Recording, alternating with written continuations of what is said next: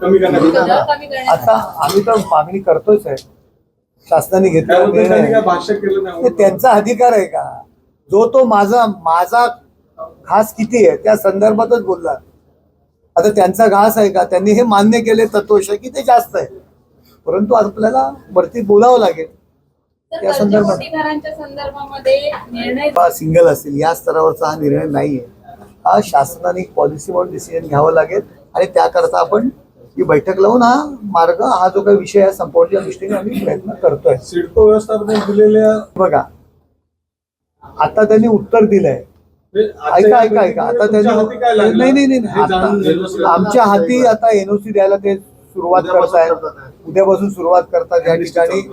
या ठिकाणी काही बाबतीत तेही पटकन निर्णय नाही घेऊ शकत आणि जर ते निर्णय जर घेणार नसतील आणि अशा की बाबा वारंवार सांगून, तर आम्ही पण शिवसैनिक आहोत, आम्हाला पण आमच्या दृष्टीने निर्णय घेता येईल. याच ह्याच्यातनं आम्ही बाहेर आलेलो आहोत. कसे निर्णय नाही घेत ते सुद्धा आम्हाला पाहता येईल. त्यांच्याकडे निर्णय का नाही घेणार.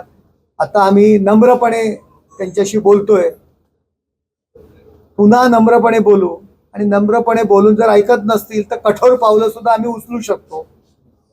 आता तुम्ही एमएससी स्कीम ताबडतोब त्यांनी सांगितलं की आम्ही निर्णय घेतो, उद्यापासून चालू करतो. आम्ही त्याच्याशी पाठपुरावा ऑलरेडी करतो. आपण विषय काढला की लहान घरा, ते कोर्टचा एक निर्णय आहे. त्यानुसार महानगरपालिकेने, मी स्वतः आयुक्तांशी बोललेलो आहे, स्वतः उपमुख्यमंत्री एकनाथ शिंदे साहेब सुद्धा त्या विषया संदर्भात आयुक्तांशी चर्चा केलेली आहे. या आठवड्यामध्ये याच्यावरती ठोस निर्णय घेणं गरजेचं आहे. सरकारने त्या संदर्भात पॉलिसी करणं गरजेचं आहे. जी लोक या संदर्भात, तेही लोक मला भेटलेली आहेत, आमचे घोडेकर वगैरे सर्व मंडळी या ठिकाणी आहेत की ते ती मुवमेंट जे चालवत आहेत. तर या 10 दिवसामध्ये आम्ही बैठक लावतोय.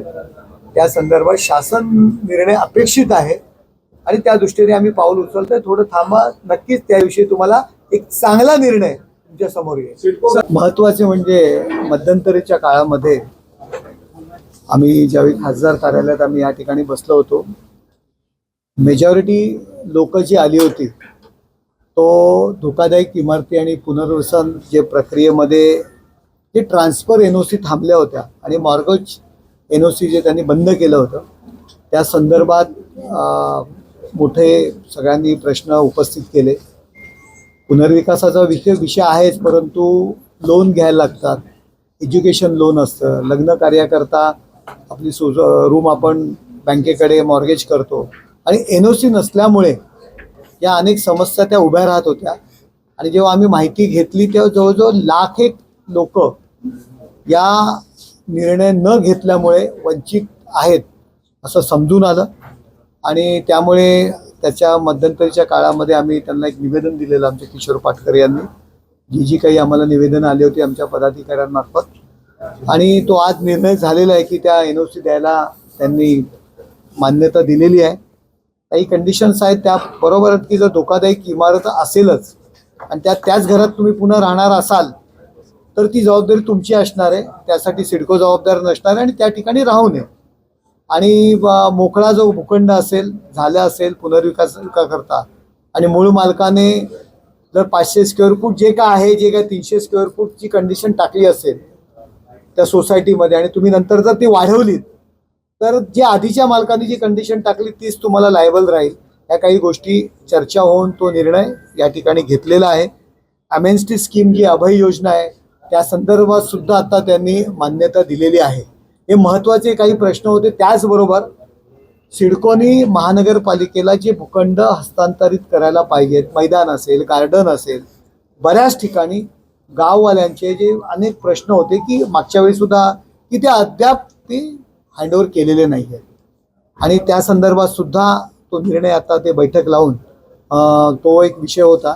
आणखी छोटे मोठे जे काही विषय होते, गरजेपोटी घरांचं जे क्षेत्र निर्णय कोण अधिकारी नक्की निर्णय घेणार त्या संदर्भात सुद्धा तो विषय होता, तो सुद्धा मार्गी लागलेला आहे. आणि फ्रीहोल्डच्या संदर्भात जो काय आहे तो सुद्धा शासनाकडे आम्ही चर्चा करून तो निर्णय घेऊ. या आठवड्यामध्ये आपण सिडको या प्रश्नासंदर्भात आम्ही कालच पत्र दिलेलं आहे उपमुख्यमंत्र्यांना आणि असीम गुप्तांना. या आठवड्यामध्ये त्या संदर्भात बैठक लागणार आहे. LIG घरांच्या संदर्भात असेल, कंडोनियमचा जो विषय आहे की त्या क्षेत्रामध्ये आपल्याला काम करता येत नाही, कुठल्याच महानगरपालिका सुविधा देत नाही. म्हणजे मी मध्यंतरी कळलं की ते फवारणी पण करत नव्हते. आता मी त्यावेळी आयुक्तांना सांगितलं जर मच्छर वाढले कंडोनियम क्षेत्रात तर नवी मुंबईला त्रास होणार नाही आहे का त्याचा. म्हणजे अशा पद्धतीने जो काही तो विषय होता त्याही विषयासंदर्भात आम्ही या जो काही माननीय उपमुख्यमंत्री असतील आणि असीम गुप्ता असतील, UDचे अधिकारी, कमिशनर, सिडकोचे अधिकारी यांची बैठक आम्ही त्या ठिकाणी लावून लार्ज स्केलवरती जे काही विषय पेंडिंग आहेत तो संपवण्याच्या दृष्टीने आम्ही प्रयत्न या ठिकाणी करतोय. गरजेचं आहे मंगेशकर फॅमिली जी आहे त्यांची जी सांस्कृतिक परंपरा आहे, कलेची सेवा आहे, त्याचा सुद्धा आदर राखला पाहिजे. जर मंगेशकर फॅमिली त्या ट्रस्टमध्ये इन्व्हॉल्व 100% असेल आणि त्यांचा जर त्याच्यामध्ये काय हात असेल तर सरकार कोणालाच हे करणार सोडणार नाहीये. परंतु केवळ मंगेशकर फॅमिलीवरती टीका करायची म्हणून ज्या पद्धतीने मंगेशकर फॅमिलीला त्यामध्ये गोवण्याचा जो प्रयत्न करतात तर उगाच कुणाला काहीतरी वाटतंय म्हणून होणार नाही. जे कोण दोषी असतील त्याच्यावरती कारवाई होईल. महायुती म्हणून लढवल्या, महायुती म्हणून आम्ही लोकसभा लढवल्या, महायुती म्हणून विधानसभा लढवल्या, महानगरपालिका निवडणुका पण महायुती म्हणूनच आम्ही लढणार. यापुढे कशा अजून उभाटाचे किती माणसं, किती नगरसेवक शिंदे गटात सामील होणार आहेत, काय कशा पद्धतीने तयारी केली जाणार आहे? पक्ष प्रवेश पुढे पुढे काय टाकायला नाही, कुठे पक्ष प्रवेश, काय कुठला गेल्या महिन्यात होणार हा तुमचा 2 महाविकास आघाडीचे नगरसेवक तुमच्या 22 तारखेला नवी मुंबईमध्ये शिवसेनेचा निर्धार मेळावा आहे. आता त्या ठिकाणी आम्ही निर्धार मेळावा आहे, पक्षप्रवेश वगैरे मला काही कल्पना नाहीये कोणाचा. जे जे एकनाथ शिंदे साहेबांच्या नेतृत्वाखाली लोक येत आहेत त्यांचं आम्ही स्वागत करतोय.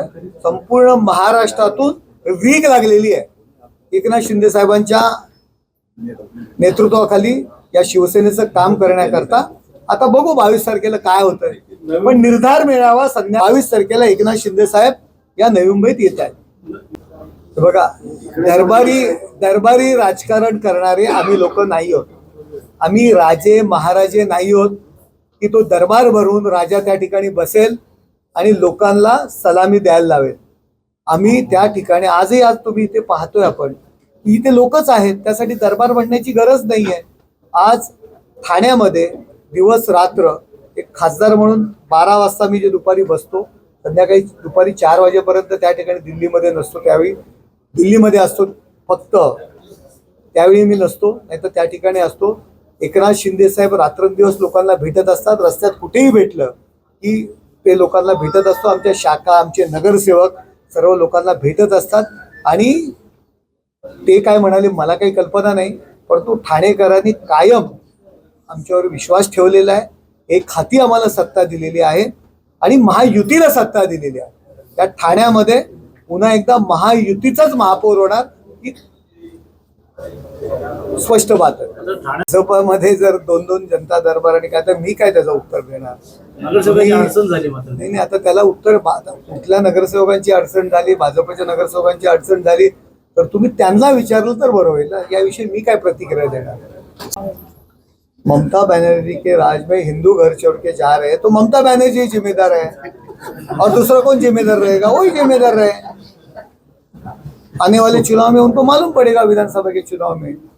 सर, आज ममता बनर्जी जो वक्फ का विरोध कर रहे थे उनके साथ बैठक कर रही हैं, बल्कि उन्हें जो हिंदू जो प्रताड़ित हैं और जो मरे, देखो वक्फ अमेंडमेंट बिल, उसका जो संबंध हिंदू मुस्लिम के लिए जोड़ रहे वो गलत है. वक्फ अमेंडमेंट बिल जो माइनॉरिटीज है, मुस्लिम जो गरीब मुस्लिम लोग हैं उनके फायदे के लिए, उनके विकास के लिए वक्फ अमेंडमेंट बिल है. इसके पहले वक्फ प्रॉपर्टी का यूज सिर्फ गिने चुने मुस्लिम लीडर लोग कर रहे थे जो वक्फ बोर्ड पे थे. कर्नाटक में वक्फ बोर्ड की जमीन है, कांग्रेस के लीडर उन्होंने वहां लॉजिंग बोर्डिंग टॉकीज डाले हैं. वो वक्फ का मतलब होता है अल्लाह को प्यारी चीज जो रहती हो अल्लाह के लिए गरीब लोगों के लिए दान करना. ये वक्फ का अर्थ उर्दू जो वर्ड्स है उसका मतलब है. लेकिन आज एक भी उदाहरण बताओ कि वक्फ प्रॉपर्टी से गरीब लोगों के लिए स्कूल खोले, गरीब लोगों के लिए कॉलेज खुले, गरीब लोगों के लिए हॉस्पिटल खोले, कुछ भी नहीं हुआ। ये वक्फ प्रॉपर्टी का यूज गरीब मुस्लिमों के उद्धार के लिए होना है। जो वक्फ का जो अर्थ है वो बराबर इस्तेमाल ये वक्फ अमेंडमेंट बिल से होने वाले हैं।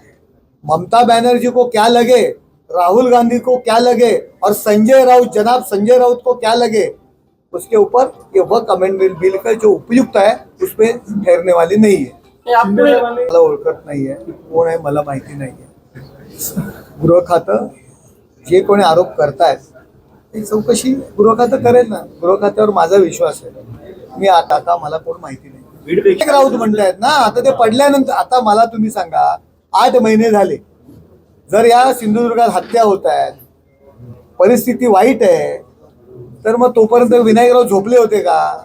आता ते पडल्यानंतर जर अशा पद्धतीने टीका करत असतील तर 8 महिने का शांत होते? यापूर्वी का शांत होते? जर हत्या होत आहेत तर मुख गिळून का गप्पा बसले होते विनायक राऊत? याची सुद्धा चौकशी होणं गरजेचं आहे। संजय राऊत त्यांचं काय माहितीये का, ते जळकं लाकूड आहे। मी त्या दिवशी पण म्हणालो, सरकार जे काही निर्णय घेत असतं आणि त्यांचा फक्त सरकारच्या निर्णयावरती धूर येत असतो, वरून खालून जिथून जागा मिळते तिथून त्यांचा तो धूर येतो आणि त्या धूर येण्यापोटी सकाळची वक्तव्य असतात। बाबा 500 रुपये कुणाला आले की जर तीच योजना तीच महिला शासकीय इतर योजनेचे पण पैसे घेते तर त्यांचं म्हणणं आहे की कुठली शेतकरी सन्मान योजना का काहीतरी आहे ती महिना त्याचे पैसे घेते।